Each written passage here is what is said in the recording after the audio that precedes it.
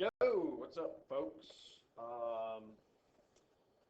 So a little more Bohr model stuff, um, and this is we get down to the real problem solving part. Coach, What's up, Sam? I have an SAT prep course at U Albany at 6 o'clock, so Yeah. I'm going to practice at like 5. So, We'll be done. We'll be done by 5. all right, sounds good. Okay, but how's that done? Oh, I'm coming back today, so Okay. I mean, it only hurts, and the doctor said it was fine to play. When it gets better, I'm just going to play today. So Sounds good, bud. thanks, coach. See you soon. Wait, 3:30 today, right? 3:30, bud. Sounds good, coach. Sam Ganji. Heck of a kid. Great kid. Heck of a kid. Heck of a kid.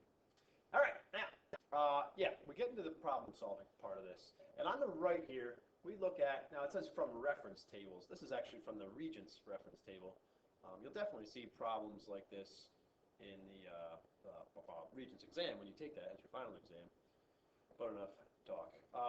This diagram shows the different energy states for electrons in a hydrogen atom. Right, as we talked about earlier today, right, we can call those states by their quantum number, 1, 2, 3, 4, 5, and so on and so on. They're an infinite, theoretically, and really, they're an infinite number of quantum states. Okay? It just so happens that the ground state has an energy, measured in electron volts, of negative 13.6. All right, we can derive that number. Oh, I foresee a challenge. You'll just look it up. We're going to talk about that challenge. We're going to talk about that challenge. Derive that number, because we can get there. It's pretty cool. So anyway, what that means is, the lowest amount of energy that an electron can have, the smallest, yes, this is the smallest amount of energy that an electron can have, is negative 13.6 electron volts. Right? That's when it's the closest to the nucleus. Come on in, Sierra. Hi, Sierra. Hey. Hi, KG. Say hi, come on. Did you pass? No? A couple more good, great kids, wonderful kids. You guys are all wonderful. So, yeah. This is an interesting thing about energy states and energy levels is that they go from what looks like a big number, to a small number. But we really say that, well, the farther electrons get from, here's nucleus, right? Here is a certain energy. This is more energy, right? Farther away. This is more energy still farther away. But what's the most energy we can have? Remember, this is a proton. The most energy we can have is when the electron is like not out here, but even farther, farther, farther away. The most energy we can have is when these have the biggest separation they can have, which is an infinite separation. And hopefully we remember the idea that electric potential energy goes as K, Q, Q over R. So if R is infinite, then U is nothing. The most energy a two-charge system can have is 0, which is why we make these, the smallest energies they can have, negative, because the energy has to go from, it has to increase up to 0. Hence, potential energies of two-charge systems like this, positive and negative, are, look like that. Maybe some more info than you need. I'm always good for some of that. Anywho, so, well, it does explain, I hope, why these energies are negative, okay? Sam Blackington to the main office. Sam Blackington to the main office. Hopefully you can do it from there, right? Proton, electron, of course it's going to be a negative potential energy there. Anyway, this is called the ground state energy, all right? It's also called the, well, never mind about that. Things we can do, right? This ionization, to ionize something means to take an electron out of it or add an electron to it. But in this case, if we take an electron out, well, how do we do that? Well, it means we have to get the electron all the way to energy 0. Okay? So, if there's an electron in this state, and we want to ionize the atom, we have to take the electron from that energy to this energy. We'd have to add 13.6 electron volts, at least 13.6 electron volts of energy. If there was an electron in this state and we wanted to ionize the atom, we'd have to add at least that much energy to take it from 3.4 to 0. We could add more, but if you add less, you will not ionize the atom. So that's what that ionization part means. What we're typically going to do with this is look at specific transitions. Okay? And for this example, what we're going to do is look at a bunch of different transitions that electrons could make. A subset of them. All right? Let's say that some electron starts in the n equals 6 energy state. Well, it could transition to or from, it could go, from 6 to, I wish the order was different. It could go from 6 to 5, from 6 to 4, from 6 to 3, from 6 to 2, from 6 to 1. Or I'm also saying it could go from 5 to 6, from 4 to 6, from 3 to 6, from 2 to 6, from 1 to 6. Okay, so we're going to look at all those different transitions, right? This transition, that transition, this transition, that transition, and that transition.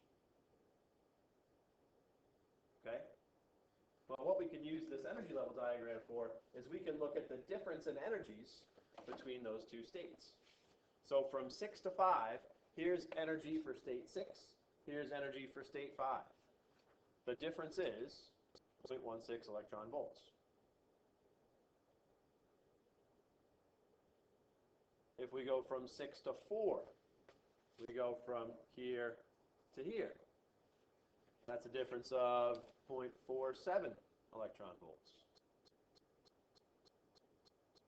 If we go from 0.38 to 0.51, that's 1.13 electron volts.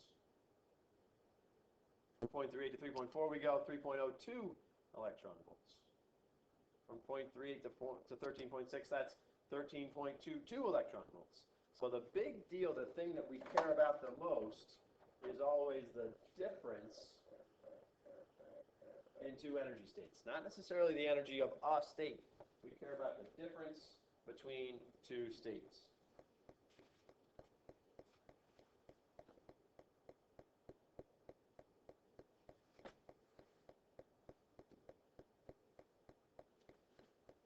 Now, with those energies, we can find an associated frequency.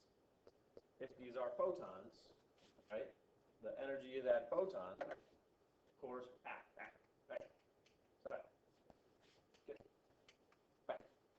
Well, it's too late now. So the energy of that photon is related to its frequency. We can calculate the frequency, and we get that. I'll save you some time. Let me get that. Let me get that. Let me get that. Let me get that.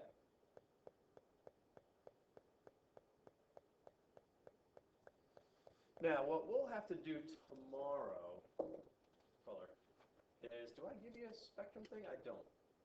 We're going to have to talk about that part. Remind me about that. We got to talk about that thing tomorrow. I put that in quotes because not all of these will be visible. All right, but we're going to look at that. You might remember that little diagram of the electromagnetic spectrum we saw at one point. Okay? We're going to look at that same diagram and look at where these things fall on the spectrum, and therefore what kind of photons they are. Are they visible light? Are they X-rays? Are they radio waves or microwaves, or what are they? Okay. So these are, that's really a very, very typical kind of problem, right? You look at a transition, right? Remember, notice this is not the energy of any one of these states.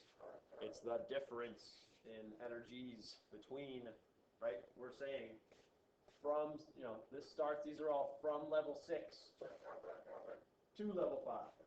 From 6 to 4, from 6 to 3, from 6 to 2, from 6 to 1. Okay, so it's always looking at where something starts, where it ends up. Now here, well, let's see, the n equals 2 state. Let's put an electron here.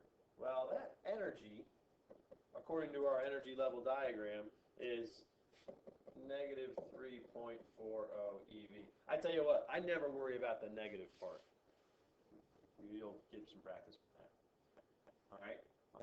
N equals 3 state. Let's put an electron here.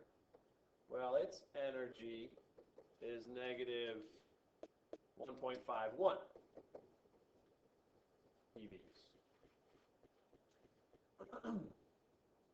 The question is, what does a 1.94 eV photon do to an electron in this? I'll put this as E2. What does it do to that electron? Well, it would take it up to, let's see, 3.4, and that would be what? That would be like 2.46, right? Is my math right? Thinks I can't trust that. 1.46 rather, perhaps? Probably a better place to start. Let's just make sure. So I'm doing it on my calculator. 3.4 minus 1.94. Yeah, 1.46. So what you do now is I look at this thing, this energy level diagram, and notice there ain't no 1.46 EV state. Okay? So what happens?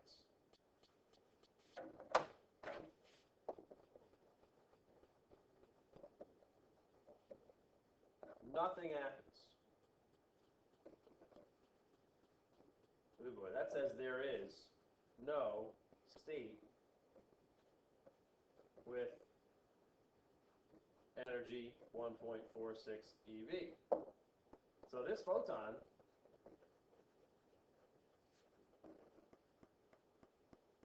passes right through. It is not absorbed.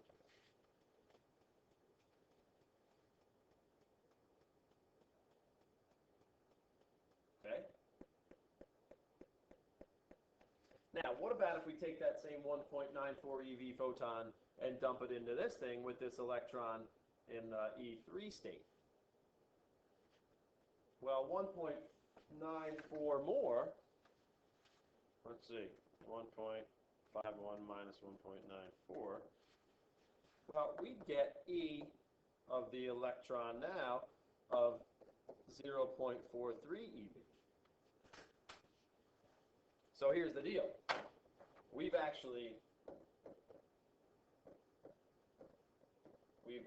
enough energy to the word I'm looking for. Anybody? Ionize the atom. Because if the electron has that energy and we want to ionize it, we have to add 1.51 eV. That gets it all the way to 0. But we have an extra that much. So, and, I'll say, and give the electron 0.43 EVs of kinetic energy.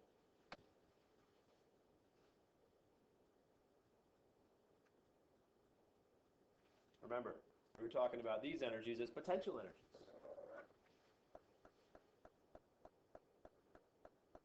There's also some kinetic energy in there. So here, all that potential energy is gone because we take this thing infinitely far away. The rest goes as kinetic energy. You could then find the speed of that electron. Okay?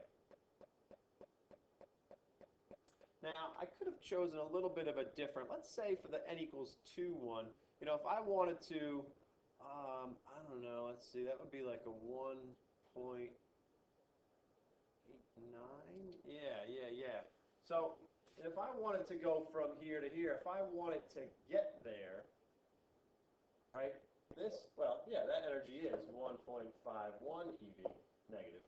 This one is negative 3.40 eV. So I'll say to make an electron transition from n equals 2 to n equals 3, well, I'll say requires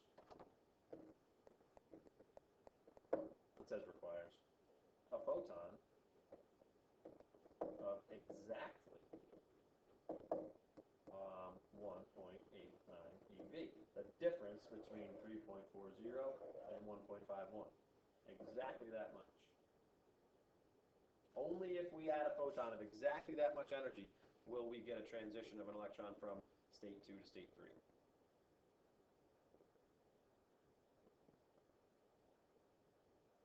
Hydrogen will only absorb photons that have the exact energy that corresponds to the difference between two energy states of its energy levels. Okay? So, good place to stop. Some heavy-duty stuff coming up here. Awesome. The Broglie hypothesis. All right. So we'll work through some Bohr model energy level sorts of problems tomorrow when I see you. Okay, folks? Okay. Adios.